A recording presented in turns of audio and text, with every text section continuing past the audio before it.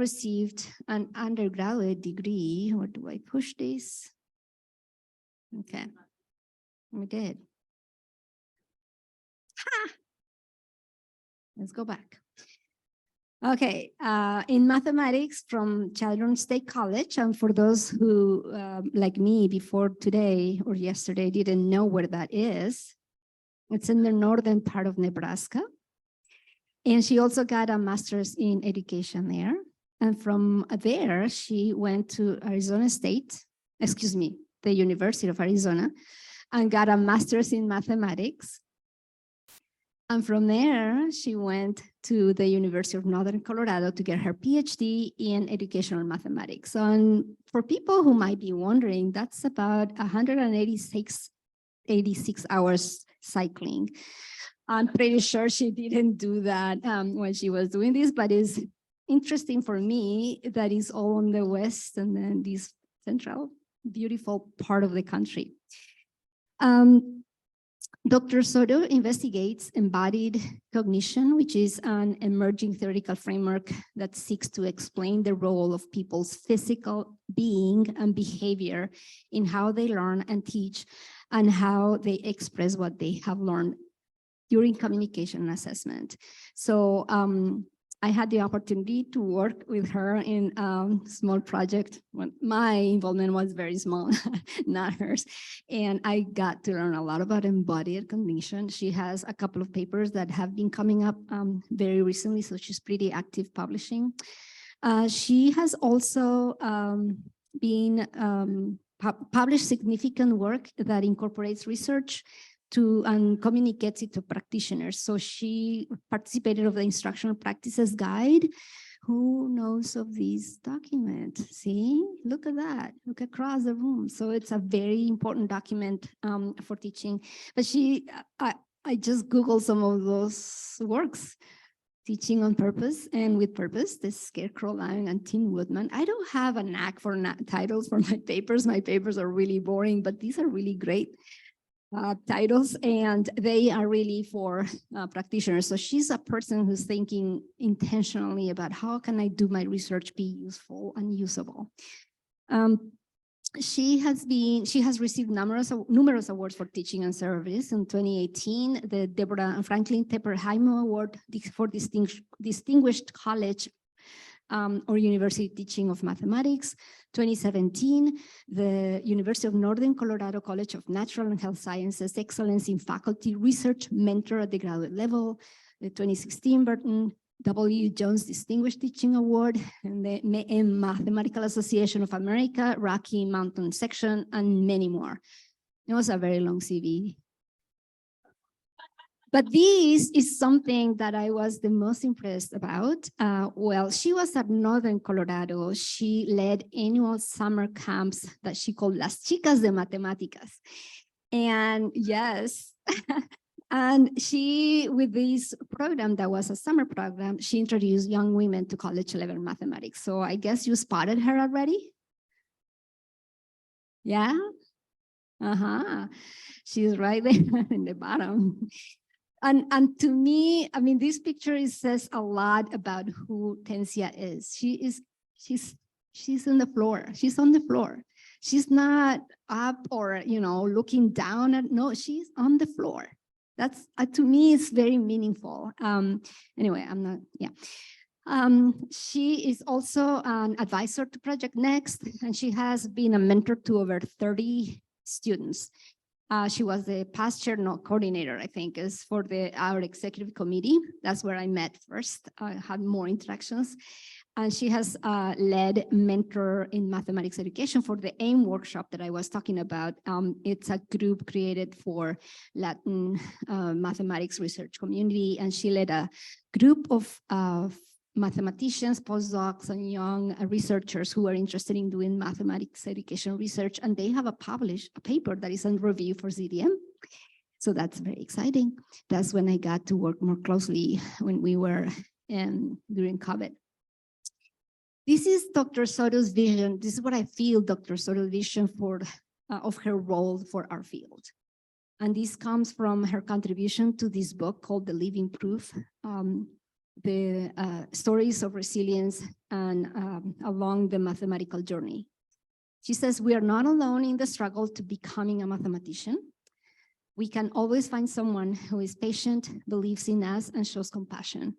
And to me, Tensia exemplifies compassion all along, and I think that's part of the reason I'm so thrilled that you're the president of MAA. But also, if you have ever had contact with her, you know how personable she is and how she really listens to you and is with you all the time. She's present. So in preparing this introduction, I asked Tensia a few questions. When was the last time that you danced? What are you reading for pleasure? And if you could have dinner with anyone, live or dead, alive or dead, who would that be? And this is what she said. When was the last time? Well, actually, I sort of suspected the answer to this question. She dances around the house all the time. Yes, I can see you doing that. But she said, well, the last time was at SACNAS. And I decided to put SACNAS here because that's another way in which people who are interested in supporting Latinx or Native Indigenous communities can attend and promote the work that they are doing. It's a beautiful conference that happens in October, I think. She is reading The Wisdom Pattern, Order, Disorder, Reorder by Richard Rohr, which is about why we're so compelled to have everything ordered. What is about chaos and how can we rethink order? So I found that really fascinating. And the last question is one that struck me because I think I would also have a dinner with that person. So without much further ado, please welcome Dr. Tensia for Soto. Talk about.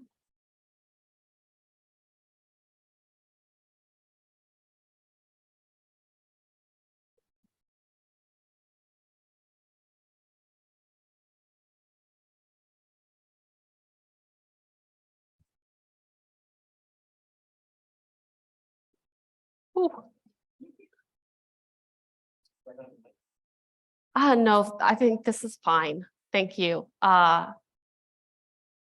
Warren, I'm a bigger crybaby than you, so watch out. Thank you for that beautiful introduction. I really appreciate that. And let's see where, oh, I guess I need my slides now.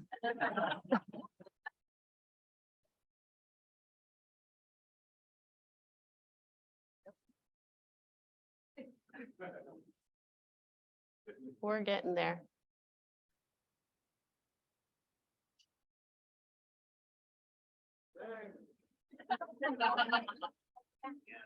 Oh God. If there were music playing, my hips would be moving. Here we go. Saved. All right. Thank you for having me here. Thank you for sticking around for this late to listen to what I have to say. I hope you will enjoy. Take something with you that you might use, adopt and adapt it to meet your needs and your personality and who you are and your students. I want to kind of do a little bit kind of like Natasha did and take us back in time, not back to the 1900s, but I want to take you back to 1996. I earned my PhD that year. The average cost of a new house, you can check that out, monthly rent, the cost of gas, average cost of a new car, the cost of a dozen eggs. Life was good back then. Another big thing that happened that year is that it actually was the first RUME conference. So the Conference in Research and Undergraduate Mathematics Education. This is before we were part of the MAA Sigma. And this meeting took place at this little Days Inn in Mount Pleasant, Michigan. There were about 50 of us there. It was a very, very small community. I was starstruck. Dubinsky was there, Saskis was there, the Seldons were there, Tall was there, Those of you who might not know him, Jim Leitzel, who was one of the first project directors of Project Next, was there. I was starstruck, and my good friend Tabitha was like this cool cat just talking to everybody. And I was like, oh my gosh, I can't believe she's talking to them. More on that. But in any case, that was kind of the beginning for me, was that this conference. I was just like, oh my gosh, I can't believe, like, I really get to like listen to these people that I've been reading about. So I was very, very excited. And so when I was there among all these stars, I certainly never, ever, ever imagined that I would be standing here addressing a RUME community. And so thus, I really want to begin from a place of gratitude. I am very, very grateful to be here. I am especially grateful to all of my collaborators. I have two very special people up here. Michael Ortman, who listened to something that I'd been thinking about for a long time, and he said, let's go do it. Jonathan Troop, who was so brave, and I'm like, I'm just learning all about this, Jonathan, but this is what you're gonna do your dissertation on. And he's like, okay, and I'm just really, really grateful to these two people and all of my other collaborators, and especially my research participants. So let's begin the journey. I'm always about interrupt me when you have the question. We don't have to wait until the end and just say, hey, Tensia, I have a question, stop, okay? So the outline of my talk, I want to talk a little bit about the motivation behind all of this work. Yesterday, Natasha said, you know, a lot of times we do the research, but we never talk about why we're doing this research. So I want to share that because there actually are several pieces to that motivation. I want to talk a little bit about what textbook authors say. I want to remind us about multiplication. We're going to go back and spend a lot of time talking about multiplication. And then I'll share research. And then I want to share some sprinkles. I'm going to sprinkle some things in there. One of the nice things about being the last speaker is that I've been to this great conference, listened to so many great talks. And as I've been listening, I've been making connections to my own work. And so I want to kind of do a little bit of that at the end. So motivational. There are really three things that have motivated me to do this research. And it probably went back to like when I first learned about, hey, let's solve x squared equals -1. And we found out what those roots are. And my question was, okay, where are they on the x-axis? Because I wanted pictures, because up to that point, I knew that solving a quadratic or any sort of polynomial really meant finding the x-intercepts. I wanted to know where these dudes were at, or these gals, or these thems. And the teacher's like, oh, no, we can't see them. So I was always about, where are the pictures?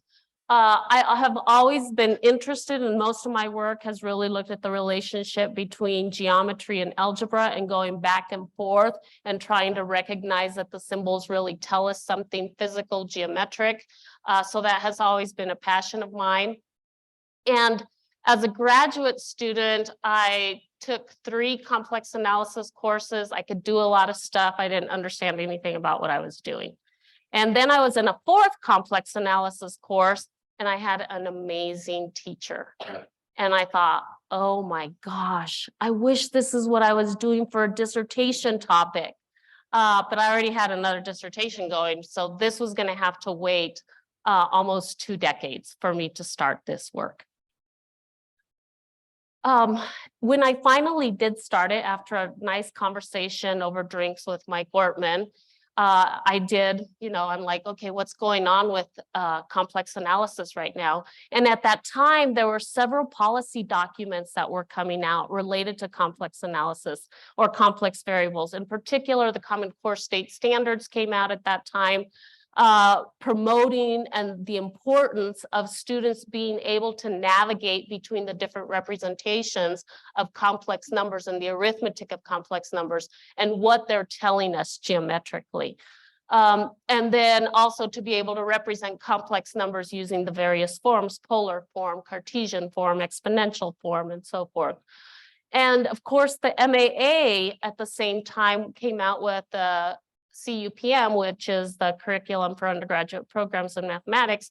And they were talking about the unifying, that how complex analysis unifies so many topics, so many mathematical concepts, but yet the curriculum hasn't changed in decades. Okay, and so for me, complex analysis is a lot like linear algebra. Like when I was in grad school, we all said, know your LA, you know, because linear algebra had to play a role in there. And for me, it's always kind of surprising how complex analysis kind of sneaks in there. And then, of course, the MAA was also promoting the importance of not just being able to do things symbolically, the importance of geometric interpretations and of visualizing. So there were these policy documents that I thought, okay, another good reason to do this work, and not just because I'm interested in it. And then, like any good researcher, the first thing I did is I went to see, well, what literature is out there related to the teaching and learning of complex analysis. And at that time, there were really only these 3 studies. And so the one is by Panora et al. And these are Greek high school students. And what they found is that students could think about complex concepts geometrically, and they could do the algebra, but when they were doing algebra, they couldn't navigate back to geometry. And when they were thinking about it visually, they couldn't navigate back to the algebra. So they compartmentalized these 2 ways of thinking, depending on what how the situation was posed to them. Another study that I've relied on quite a bit is Dannenhauer's work. And what he did is he interviewed undergraduate mathematics majors and asked them all sorts of different questions. There's several tasks that he had for the students. But again, what he found is that the undergraduates tended to always navigate back to the Cartesian form, and that they would do this long-winded algebra procedural things, even though if we thought about it geometrically, it would be a lot faster. So for example, if we think about 1 plus I and raise that to the 4th power, and once we understand what multiplication is, we'll recognize that, hey, I'm just going to rotate 45 degrees and scale by radical 2 each time, and I can get to my answer. And I'll talk a little bit more about that multiplication stuff here in a bit. The other thing is a phenomena that emerged from his data. And so I use this quite a bit, or I see this quite a bit in my findings, is this thinking real, doing complex phenomena. And so what that is that the students are they're thinking in the real world, but doing complex. Okay, and so even though they're doing complex, they're in a complex setting, they're always thinking about real. And I want to say that we probably instigate that sort of thinking. So for example, when we talk about differentiation of complex valued functions, we're like, it works just the same like in the real setting. So the derivative of z squared is 2z. That's what we do, and we move on. There's nothing new to talk about. And then another very, very important study, which then led me towards the lens that I try to use for most of my research and my teaching, is work by Nemirovsky, where he explored, he had these used the tile floor, stick-on dots, and string to represent complex numbers as vectors at points, and had them explore multiplication of complex numbers. And what he and the rest of the group, Chris is on this paper, Megan's on this paper, talked about perceptomotor activity facilitates geometric reasoning that can be verified through algebraic reasoning, so that the students would experience something in this perceptomotor world, and then they would go back and verify it algebraically. And so that the movement is telling them what should be happening with the mathematics, and their algebra allows them to check if they're thinking correctly. So that was the motivation for all of this work. I was excited. And then I was like, okay, I got to look through some books and see how they're teaching this. And these are some of my favorite quotes that I like to look at. So first of all, Brown and Churchill, this is a famous complex analysis book, usually a 400 level textbook. But they spend minimal amount of time having students reason geometrically about the arithmetic and the algebra of functions. So recognizing function behavior, recognizing what is going on with the arithmetic of complex numbers. And think about how much time we spend with function behavior in an algebra setting. It's like, oh, you better have a picture of the absolute value. You better have a picture of the quadratic, the parabola, and then we got the John Travolta and so forth going on. So we do all of those things, and we want students to have those pictures in their head so that they recognize what's going on with a function, but we don't do the same thing in a complex course. Another thing is in this book, they also talk about that geometric interpretations of derivatives of functions of a complex variable, they're just not as immediate as they are for derivatives of real functions. And then Zill and Shanahan, it's another very nice book. I also use it when I teach. And they say there's little similarity between the interpretations of quantities such as f prime of x and f prime of z. And we might be going, oh, it's X and Z. I mean, there's a lot of similarities going on right there. It seems like I'm confused by that. Okay. And then I met Tristan Needham. I was at a very small conference. There were like 14 of us, and he was there. And I got to spend quite a bit of time talking to him. And this book has been very, very transformational in how I teach complex, how I think about complex, the tasks that I create. And one of the things that Tristan said is multiplication is the most important operation in complex analysis. And in his book, I think it's page 17, he has like 22 exercises. They're all algebraic things that we could do quickly. And he's like, do not go past this page until you can reason about all of these 18 statements geometrically. And then you're going to be able to understand the rest of this. So this was very powerful for me.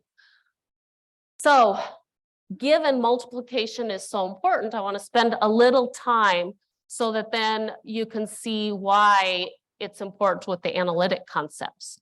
So first of all, we need to understand who we're working with here. We're working with complex numbers that can be perceived as, and this is how we think about them, as vectors. We also think about them as points, okay?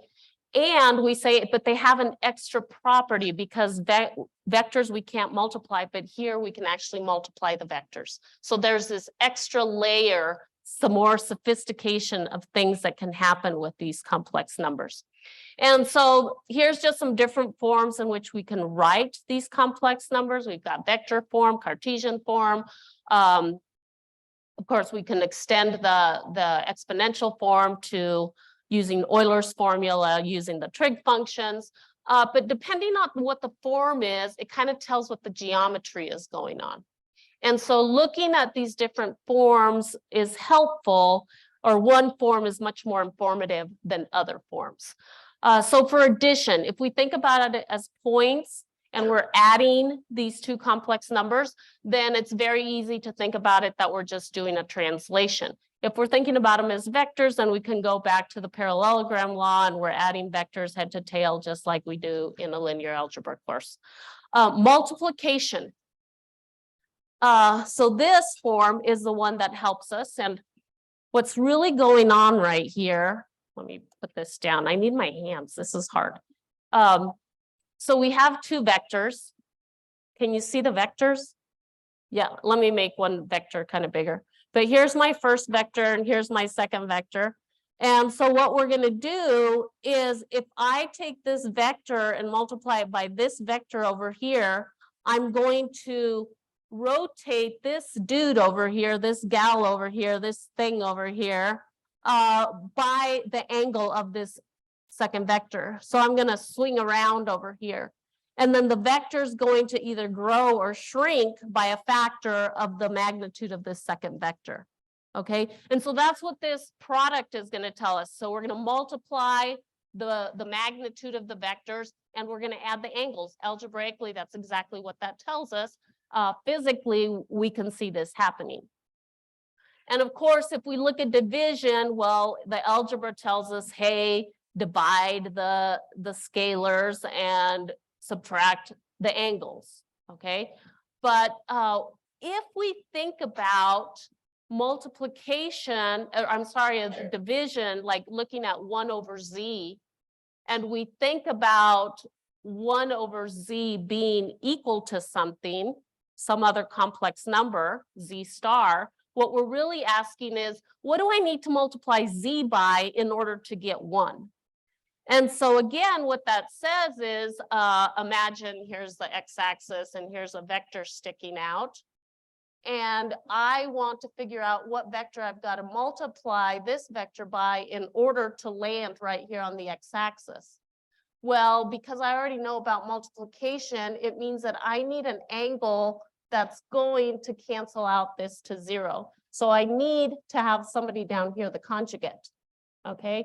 But this might be something greater than 1. The magnitude might be greater than 1. It might be less than 1. So I need to scale it accordingly so that it will shrink to 1. And so if we begin to think about division that way, then we can recognize that, hey, in fact, division is really just going to be a reflection about the x-axis composed with the inversion, an inversion about the unit circle. And multiplication is just a rotation dilation, which is the hands that we see all the time with our research participants when they are experts and when they're exploring. So when they see this multiplication, their hands do this, and you'll see pictures of this. All right, everyone happy with multiplication? All right, good. Good. By the way, I spend a week on the arithmetic of complex numbers. We do labs, they explore, they figure out different ways to think about it. But again, then they're ready to move forward. And so now once they recognize what multiplication does, if I can see objects looking like I'm multiplying, then I can begin to make sense of things. Now, to me, I'm like, oh yeah, now it's a dumb moment. But it's not, it doesn't happen that quick for our students. But so first of all, rotation by eye really is just a 90-degree rotation counterclockwise. I already talked about the second bullet there. And so if I want to think about the derivative now, I can look at f prime of z equal df dz and rewrite that as multiplication. And so now I can really just think about that I'm approximating df, where I'm going to check to see how the change in z is being impacted by the derivative. And I'll talk a little bit more about that. But what I wanted to point out is that now I've changed this to a multiplication problem. And the same thing with integration. So integration, if we see this symbolism in there, again, if we can see f of z times dz, that's a product right there. And so to me, I'm like, oh, so yeah, so we're going to, well, I'll get to integration too, because it's a little bit more work than that. But the key thing there is we have to multiply things again. And that means that there's some rotation dilation stuff going on. It's like, who's it happening to and who's doing the rotating and dilating is the thing that kind of stumps students a little bit sometimes. So that's why multiplication is important. And so now we'll get into the research part. So what sorts of questions have we been asking? In general, what I have been asking are questions of the form, hey, in the real setting, we have this algebraic inscription, and we think about it this way geometrically. We have an algebraic inscription for complex that looks very similar. How do we make sense of that geometrically?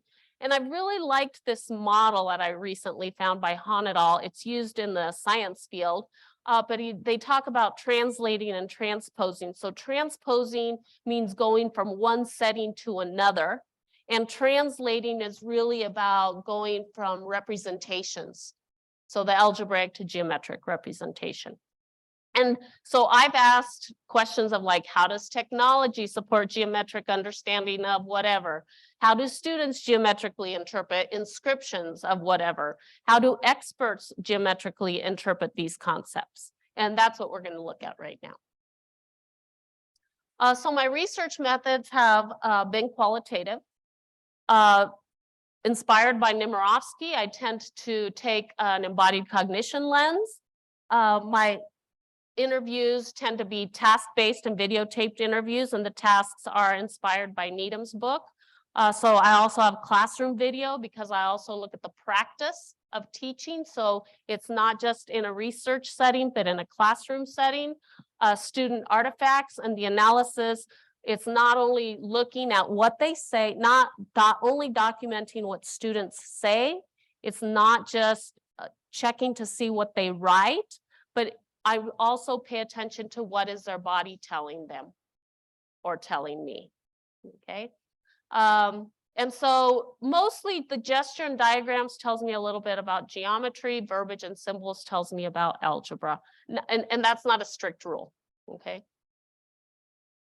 All right, so just a little bit about embodied cognition before I move forward. So there's lots of different ways that we can think about embodied cognition. It could be things that are happening as we're interacting with some sort of tangible item. It could be something that's happening as we're exploring something in a dynamic technological environment. It can happen in the virtual environment, and there's quite a bit of work in that that's emerging related to embodied cognition. But it can also just be as we're expressing something that we're thinking or visualizing. And so these are what we call these mental models, okay?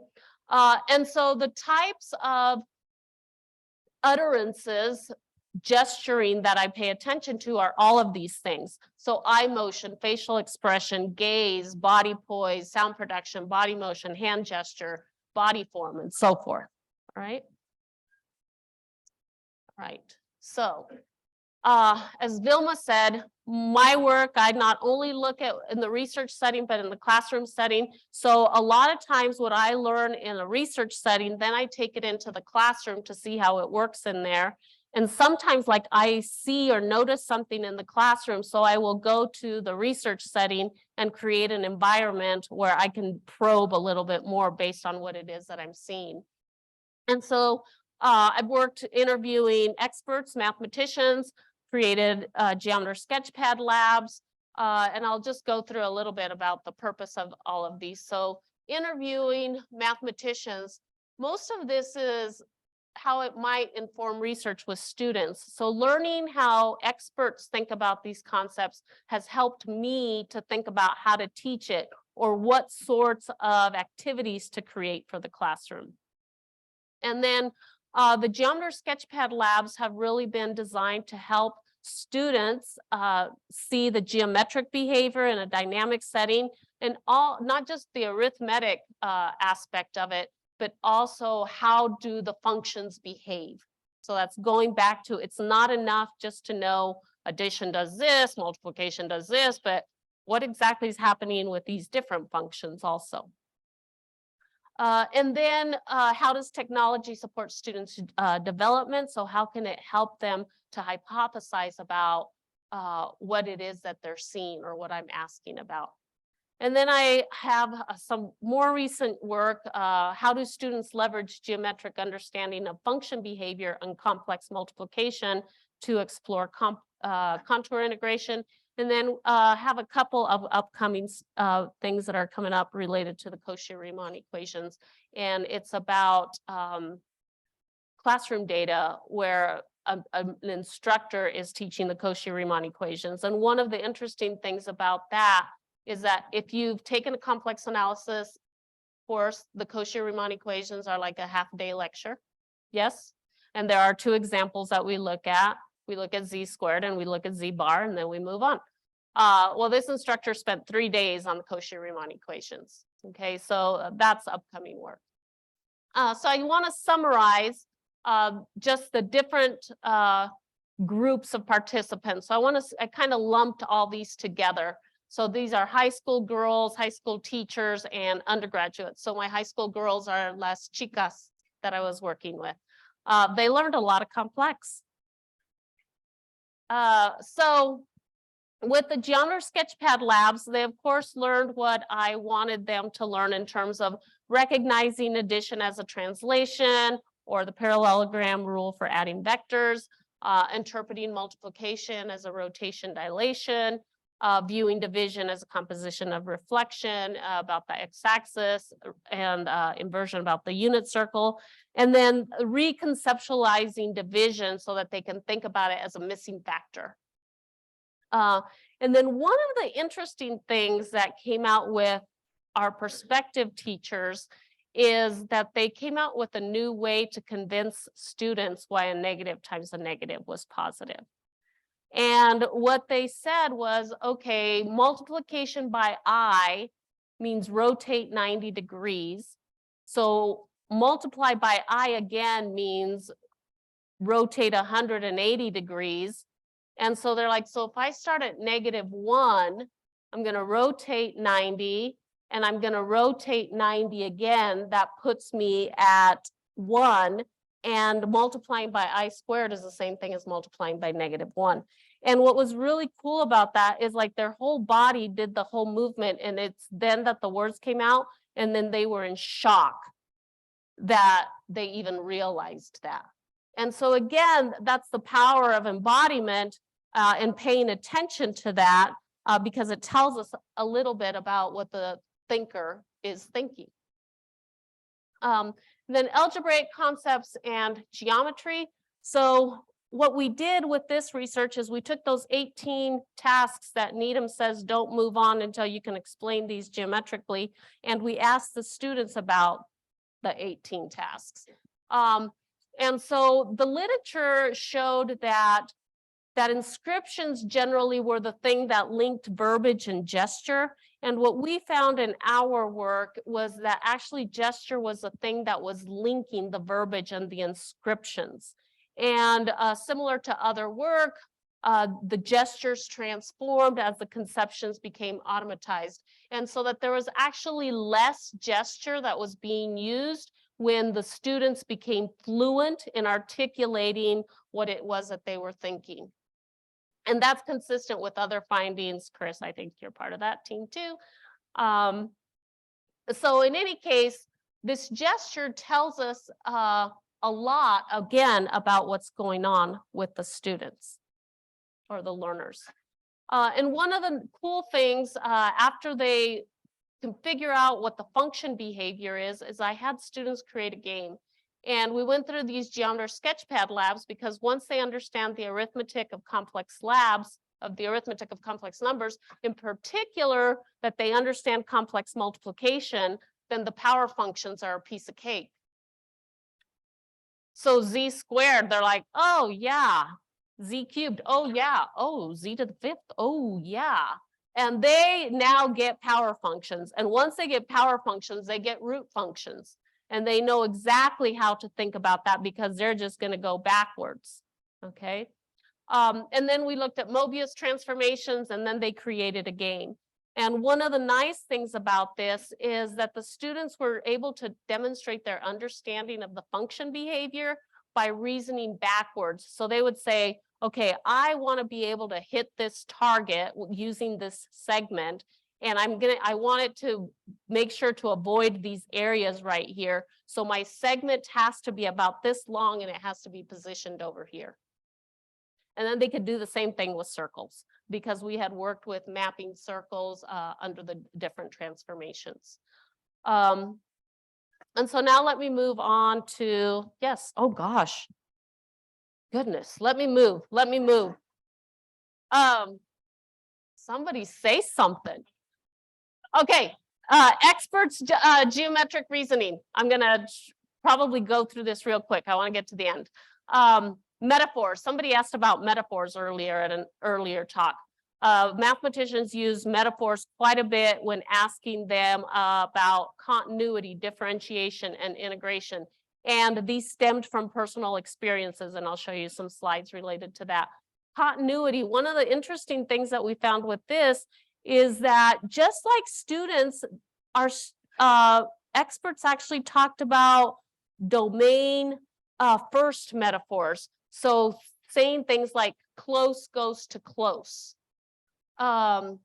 which just kind of floored me. I had to watch and listen to that several times to make sure I was listening correctly.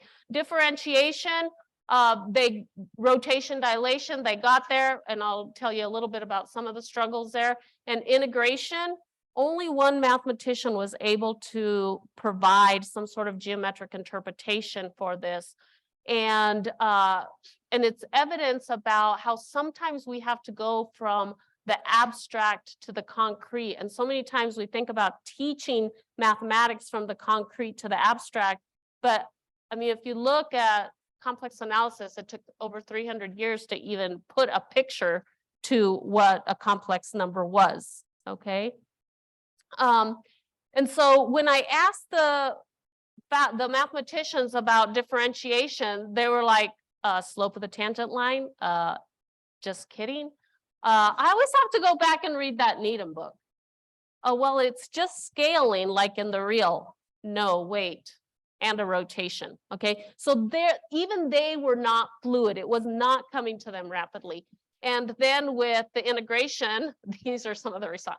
That's not an important question. I have no sense for this. I just think of it as work. Well, something's being accumulated because of the integral, but what? Okay.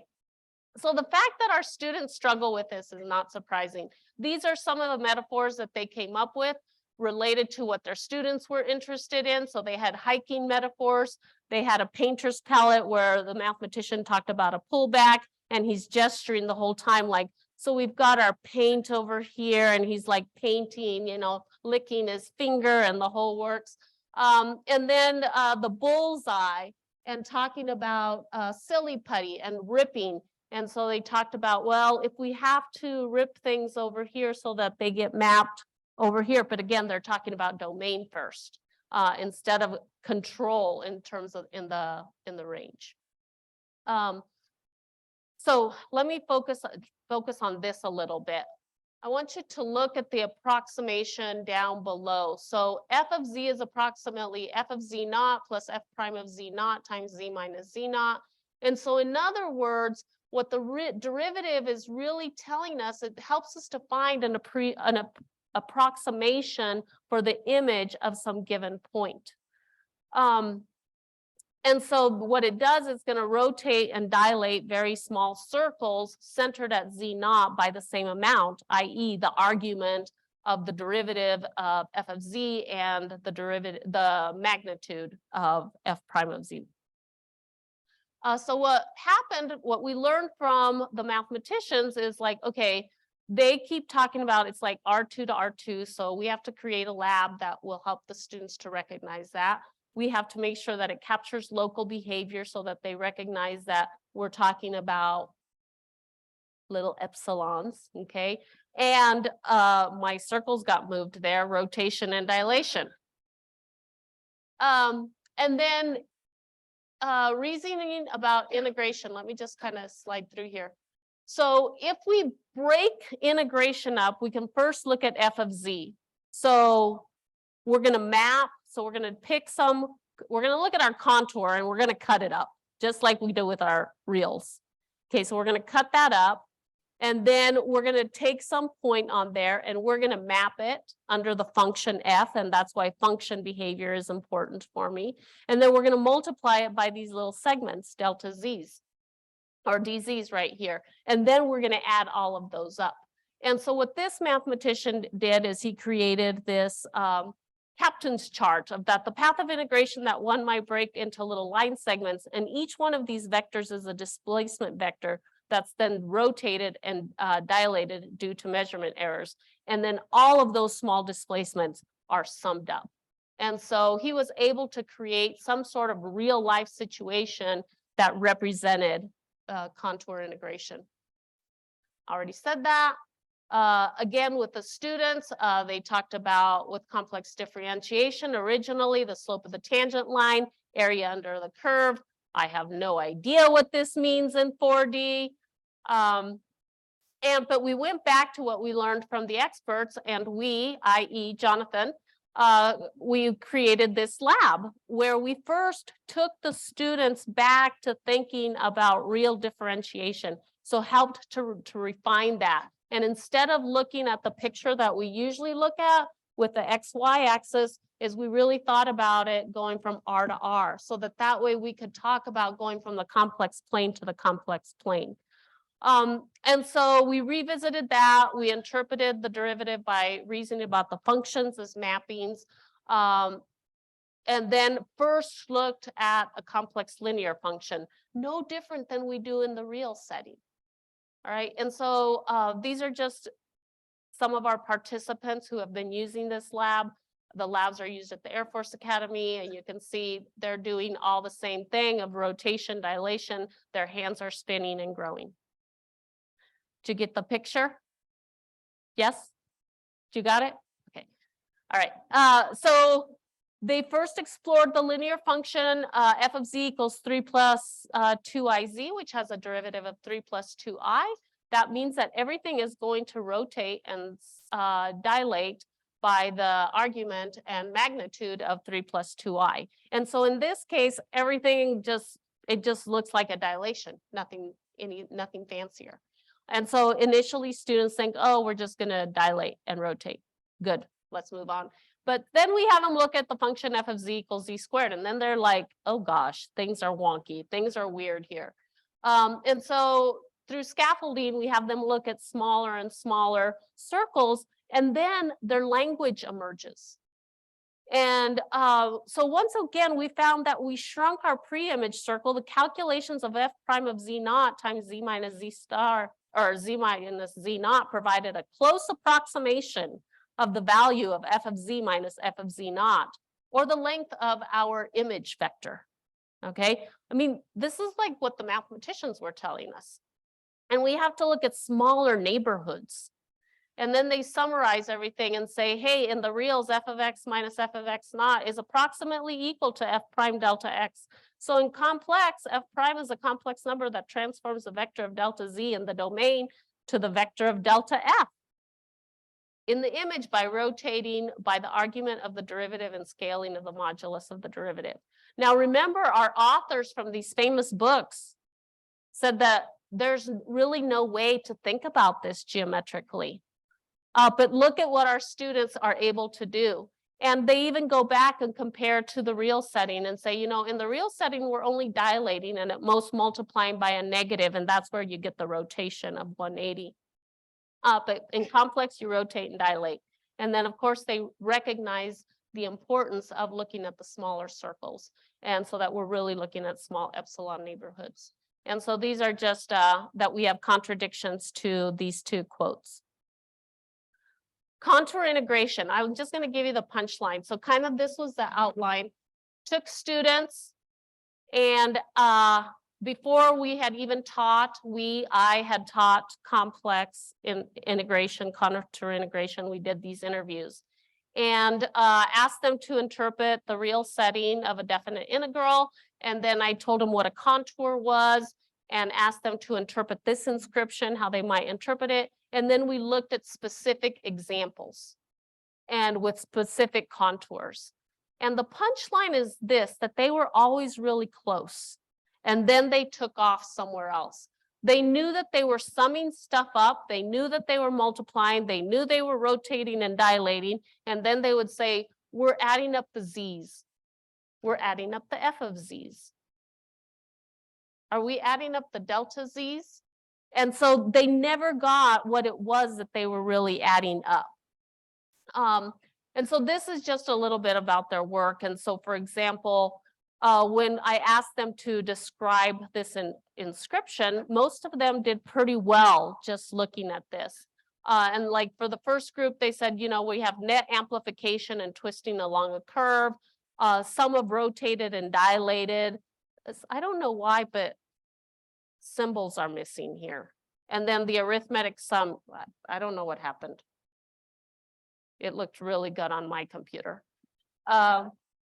Anyway, the images kind of tell you what it is that they're thinking about doing.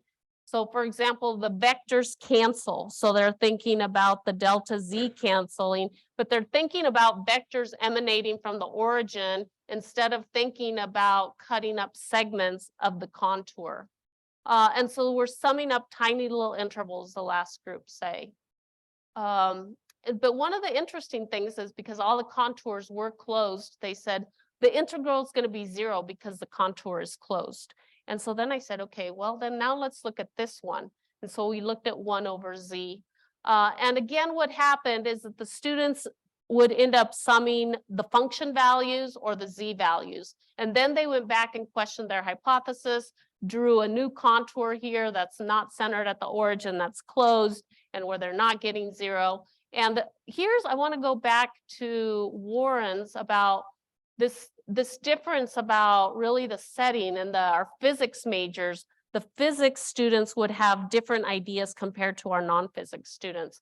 But they brought up, you know, I think they brought up singularities, and I really think so, depends on the point. And then the other student says, and it depends on the function also. Okay, so they got to this function and they just did not believe their hypothesis anymore. So, okay, sprinkles, yes. So I want to talk about these 3 things real quick. Embodiment and complex analysis. I think it's really important when we talk about embodiment, and the thing that I try to promote is the importance of consciousness, and that we're conscious of our own movement and how we're displaying ideas with our body. So like for me, I always tell my students, put your pencils down, don't write anything, just look at my hands. They're going to talk to you. But also it's a way for us to assess what students might be thinking when they can't articulate it. All right. And one of the interesting things that happened is the students where I asked them those 18 tasks, they were in the course with the instructor who, I mean, if we look at video, I bet within one class period, he does it 20 times, if not more. And once they understood what complex multiplication was doing and their hands were doing it, one of them said, that's why he does that all the time. Okay, but imagine if I knew I was doing that and I conveyed that to my students, then there's no guessing and that information gets relayed back to our students. It captures elements of intuition, hints at visualization, and leads to hypotheses of upcoming theorems where students can have a good sense of what that proof might look like. And certainly in the complex setting, I see this over and over, that the student's body is saying something before they can say it.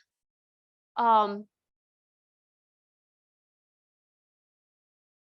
wrong direction. I want to go back to the thinking real, doing complex phenomenon. What we see is, even though I want students to kind of go back to the real setting and then imagine what the geometric complex setting is telling us, what they tend to do is they shoot straight up to the geometric interpretation of the real setting. And so that's the thinking real, doing complex. And so they're doing complex in the algebraic setting, but their geometry is telling them to think in this real setting.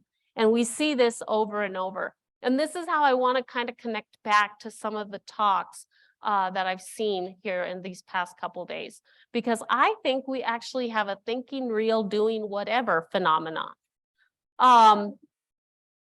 Because as we learned from Warren, the physics setting, it's like, that's not a math question. That's not a physics question. Well, I think it's a math question. No, that's not a math question. That's a physics question. Okay, so that the way that we interpret those things really depend on the setting. I think it's also really important to know the objects and the action that we can do with these elements makes a big difference. So think about this AB versus alpha beta. If we think about AB, where A and B are real numbers, then the model, the geometry is that we have A copies of B. That's the action. It's repeated addition. If we have A and B are matrices, then they're a whole different type of animal now, okay? It's A is acting on B. A, the matrix A, transformed the set of vectors that make up matrix B. And now, of course, we don't have commutativity because of that. And then alpha beta, if we think of alpha and beta, and a lot of times in abstract algebra, these represent permutations. Now the multiplication is really composition. And so it's no wonder that our students get confused. And so I think that really stepping back and taking a lot of time to talk about what the objects are, what makes them special, how are they different, compare and contrast. And I think that these are opportunities to refine understanding from the real setting. And so I encourage you to think about that. The third thing that I want to talk about is I want to go back to the silos that Natasha talked about yesterday. She talked about, physicists and biologists and chemists and mathematicians were all working in different silos. And I want to challenge us to kind of go closer to home and break down the silos in our own home. And one of the things that I'm really working on is to no longer say I'm a mathematics educator. One of the things that happened when I went to the TRUCE conference is no chemist educator said I'm a chemist educator. They said I'm a chemist. No biology educator said I'm a biology educator. They were a biologist. And so I challenge us to begin to take on that title. And one of the things that I'm thinking about is we have pure mathematicians, we have applied mathematicians. I think we can be educational mathematicians or something along that line where the mathematicians is the noun. And one of the things about this work that has been really special to me is that I have had the opportunity to work closely with mathematicians. And I feel like my work is actually valued because I talk to them, I reach out to them. And I recently, as part of a project for my students, we reached out to an applied mathematician. I can't tell you how many times she thanks me. She's like, I always feel like math educators aren't really interested in us. It's like they just do work in pure math. And so I challenge you to reach out to applied mathematicians and what can we learn from them. I think that's all I have to say about the silos. I don't know. Gosh.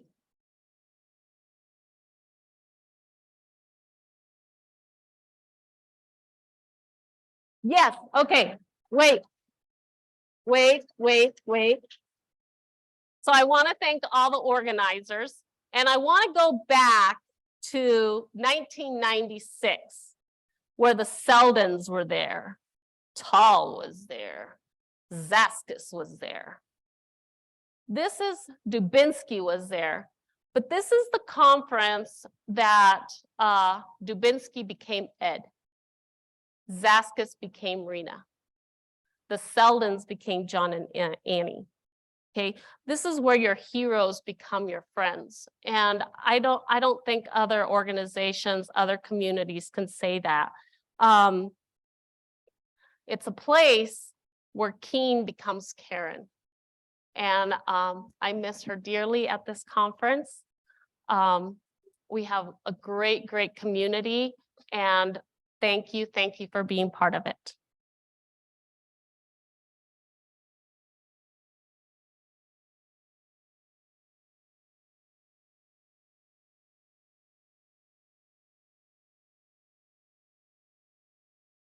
All right. Thank you for a wonderful talk, Tensia. We have time for some questions.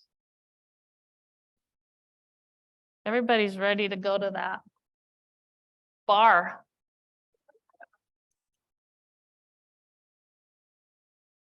Thanks so much. That was great. Tensia, please. Thanks, Tensia. That was great. I was wondering, one, how has your thinking about these things in terms of embodied cognition changed your perspectives on assessment for students on these ideas? And also like the forwards backwards stuff of like, I see, wow, there's a lot of cool learning opportunities about derivative and integral outside of complex, like to go back to and really solidify some of those Calc 1 and Calc 2 ideas. So I'm wondering if you've seen any of that, and you can either answer 1, 2, or 0 of those questions. Thank you. Yeah, okay, so assessment, let me talk about that. I think in terms of formative assessment, certainly I do that a lot. I pay attention to everything that's going on. And I'll give you a poster child example that I like to give. And I think that this is where work and embodiment can contribute to equitable teaching methods and equitable assessment. And so the poster child example that I like to give is I was teaching a geometry course and we were getting ready to talk about transformations. And when I start a topic, I always say, how do you all think about it? And so we were going to talk about rotations. So I'm like, so how do you think about rotations? And Timmy, who sits in the front row, and Timmy, who struggles, he's really, really struggling in my class. He's like, you know, I'm like, okay, Timmy, tell me. Okay, now I need you all to look at me. And he said, it's like I don't know, just deflated. And they all know that this is the work that I do. I tell them. It's important for me to tell them that I do this work. And that's why I'm like, it looks like you have a look. And I said, Timmy, I'm going to revoice and regesture. So pay attention. And I said, you said it's like, oh, it's a turn. Okay. So that's the part about being conscious of what students are doing and helping them to become conscious of it and recognize it. Because one of the things that the literature shows in terms of embodiment is that the gesture is actually some evidence of ZPD, that they're in that zone, but they just can't say it yet. And helping them to become aware of what their body is telling them or conveying to us helps them to then pull out the language. Does that help with that? Okay. In terms of refining, I don't know that I have a good answer for that. I mean, I like to say, yes, it really is refining things. But I think the fact that, like, if you look at the comments that they gave with the differentiation, they were like comparing the two. And then they're like, oh, and in the real setting at most, we have a rotation. And so they actually can make sense of what a negative slope means. That negative slope meant a rotation of 180 degrees. Does that help? Okay. Yes. I have a quick question. So you mentioned some changes in policy throughout the years for high school, or incorporating some of these essential mathematical ideas into their education. And I was wondering, do you know of any resources in college, for example? Because I was thinking, since complex analysis has so much intersection with many other fields, is there any resources of a math department or a program who is maybe building complex analysis for the undergraduate level, lower level, I mean, where they can get all these tools for upper level studies, maybe in any of the other fields as well? I don't know of any. So, and you're talking specifically a complex analysis course where we do all of these things. I mean, when I teach complex analysis, I do all of these things. And people like, how can you spend a week on arithmetic? I said, because then I zoom through stuff because they already have the intuition for it. And so if I really spent time on doing that legwork, I got just as far as the other person who taught complex analysis. And I did all of these labs and we spent time talking about the geometry of these ideas. And so where you end up gaining in the long run, because they already have intuition for why things make sense. Does that help? Do you know where I can find some resources about? Email me and I'll give them all to you. We've got a question from Zoom. Allison Mirren says, I really enjoyed the talk, particularly the discussion of linking visual with algebraic representations. I understand that part of your embodied approach is grounded in students' physical experiences with the world, e.g. sensory motor, movement, visual. This made me think about the diverse ways that people interact with the physical world. In this situation, how do you, or how might you in the future, take an equitable approach to the fact that there are students who don't conform to the standard abled physical experiences? Yeah, okay. I get that question a lot, and I really need to have a better answer for it. The one thing is I really try to create a safe space in my classroom. So it's not like everybody's got to get up and move. And I guess because I feel like I can create relationships with my students, I can pretty much get my students to do whatever I want, kind of. I mean, I've not really had anyone say, I don't want to do that, or I can't do that, or they feel safe enough to say, I would rather just sit this one out. And I'm like, I don't need to ask anything. I'm like, yeah, that's fine. I think part of it is knowing your students so that they do feel safe. Okay, let me say that differently. For me, it is important for me to know my students so that they are safe, letting me know that they're not comfortable with that. I hope that helped. We have time for one more. If there's another question. Glad. Hold on, I'm coming. Hey, thank you for the talk. Really quick question. How do you see the future of embodied cognition, especially with development of technology in general and virtual reality in particular? It's gonna take over the world. No, I mean, the thing is, it's like, it's been around. It's not like all of a sudden we're starting to move our bodies, you know? We've been doing this for years. Babies do it. They do it in the womb. Okay, this is organic to who we are as human beings. I think helping us to become aware of it for ourselves so that we can, even if we're not having anybody else do anything, but it's another form of communicating our information to students, okay? So I think becoming aware of it is important, and helping our students become aware of it is important. For example, in my abstract algebra students, or abstract algebra class, like they do presentations, I can't tell you how many times they would get up with their very polished proof, put it up on the doc camera, and then say, is it okay if I just gesture it out instead of reading it? I mean, that tells me a lot. It's like they're finding different ways to communicate their ideas. I think also virtual reality has a lot of potential. I know there's a lot of computer scientists who are doing work in this area. You know, it's not going anywhere. Is it going to grow? Yeah, for sure, especially after tonight. All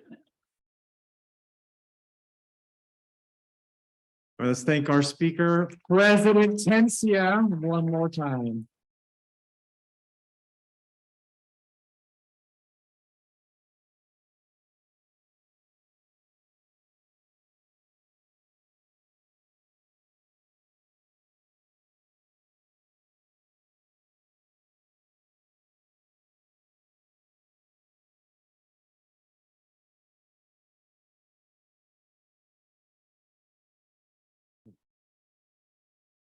All right, thanks, everybody. We almost had a disaster tonight. I forgot to double check that the recording was going. So my whole first part wasn't recorded, but then we snuck it in. We got it recorded. So we'll have it available for anybody who wasn't able to watch.